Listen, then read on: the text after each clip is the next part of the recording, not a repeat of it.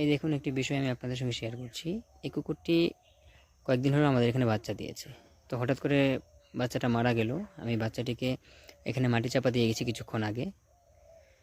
তো কুকুরটি গন্ধ শুঁকে শুঁকে সে এসে এই জায়গাটায় বসে আছে, এবং যেখানে আমি বাচ্চাটিকে মাটি চাপা দিয়েছি সে এখানে মাটিটা খুঁড়ে জায়গাটাকে গর্ত করে রেখেছে।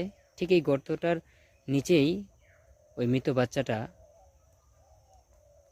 মাটি চাপা দেওয়া আছে। তো একেই বলে যে সন্তানের প্রতি মায়ের ভালোবাসা, মায়ের মমতা। জানি না এই কুকুরটির মনে কত কষ্ট, কত দুঃখ যে সে এখানে মৃত বাচ্চার পাশে এসে বসে আছে। নীরবে সে কী ভাবছে আমি জানি না। তো প্রতিটি জীবের মধ্যেই এরকম সন্তানের জন্য মায়ের মমতা বিদ্যমান, এবং তা যুগ যুগ ধরে তা চলতেই থাকবে, এভাবেই চলবে। তো সন্তানের প্রতি মায়ের ভালোবাসা কখনই কমে যায় না। সন্তান যদি হারিয়েও যায় তবু মায়ের ভালোবাসাটা একই রকম রয়ে যায়। দেখুন, কুকুরটি এখানে তার মৃত বাচ্চাটিকে নিয়ে বসে আছে।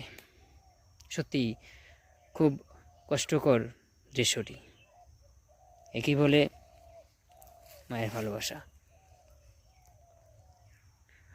যাই হোক, এই দৃশ্যটি আপনাদের কতটুকু মন ছুঁয়ে গেছে আপনারা কমেন্ট করে জানাবেন।